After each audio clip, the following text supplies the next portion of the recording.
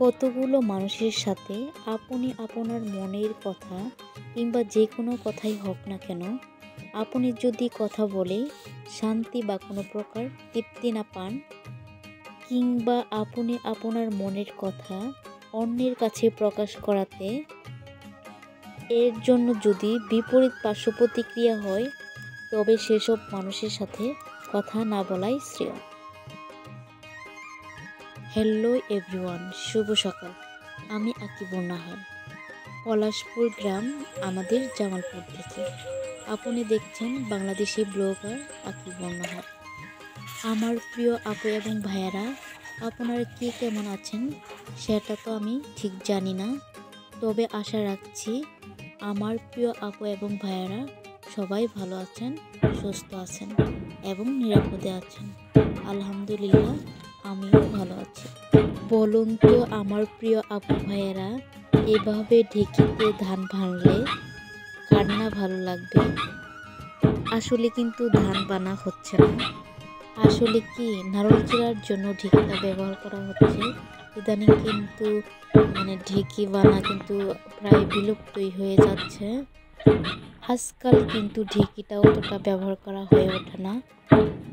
মাঝে মাঝে আতপ চাউল গুঁড়া করার জন্য একটু ঢেঁকি ব্যবহার করা হতো, এখন আর আতপ চাউল গুঁড়া করা হয় না, সব কিছু মেশিনের সাহায্যে করে থাকে।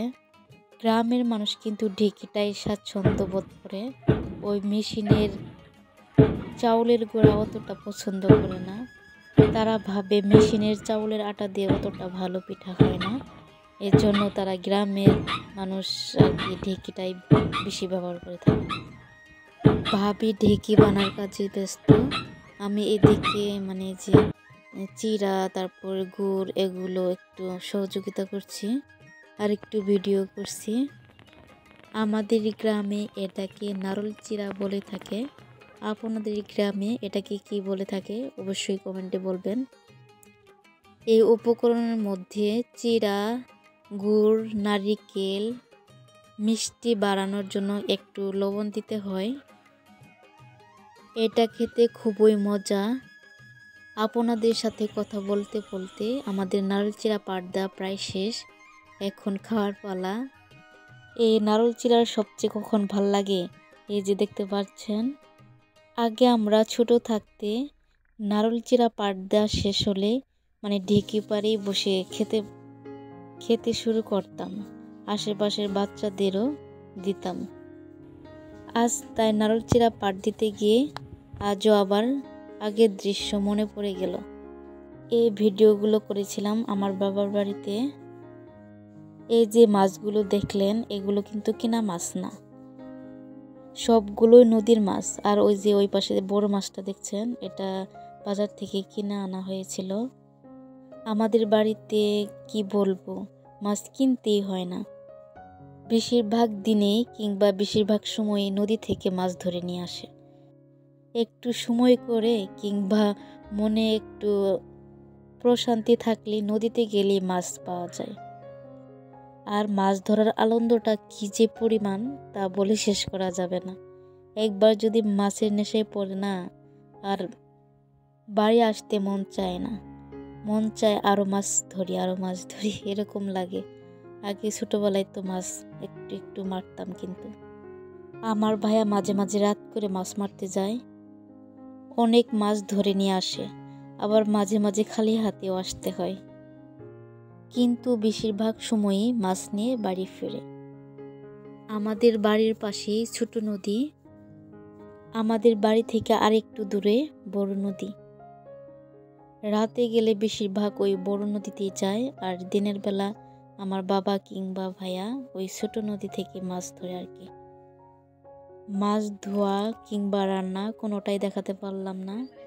আর তো বুঝেনি, বাপের বাড়ি গেলে শরীরটা একটু আলসেমি আলসেমি হয়ে যায়, মনে চায় না একটু কাজ করি বা ভিডিও টিডিও করি, একদম ভালো লাগে না, এর জন্য আর ভিডিও করা হয়নি। এর জন্য একটু খাওয়ার ভিডিওটি দেখানোর চেষ্টা করেছি। ভাবি সারাদিন কাজ করে যখন সময় পা, বেশিরভাগ সময় রাতে সেলাই করে, এটা নকশি কাঁথা। এর জন্য আলাদা করে এক কালার কাপড় কিনতে হয়। তারপর আর কি ছাপ দিয়েছে, ছাপ দেওয়ানোর পরে এখন সেলাই করার পালা। এই কাঁথাটা দেখে আমার অনেকটাই ভালো লেগেছে, এর জন্য ভাবলাম আপনাদের সাথে একটু শেয়ার করি, এর জন্যই ভিডিও করা। হয়তো ভিডিওতে অতটা ভালো লাগবে না, কিন্তু বাস্তবে কি বলবো, অনেক সুন্দর। এই নকশি কাঁথা আর যে জামা কাপড়ের যে হাতের সেলাই, এগুলো কিন্তু আমাদের জামালপুর জেলাতে বেশি দেখা যায়। জানি না আর কোন কোন জেলায় হয়ে থাকে। প্লিজ আপনাদের জেলায় যদি এসব কাজ হয়ে থাকে প্লিজ আমাকে একটু জানাবেন। এই যে এতগুলো মাছ দেখছেন, এগুলো কিন্তু আমার ভাইয়া রাতে আর কি মেরে নিয়ে আসছে।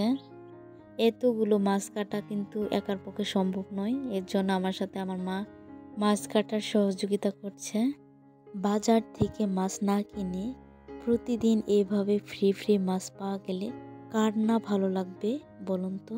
আজ এখান থেকে বিদায় নিব, দেখা হবে নেক্সট কোনো নতুন ভিডিওতে। সে পর্যন্ত সবাই ভালো থাকেন, সুস্থ থাকেন। আল্লাহ হাফেজ।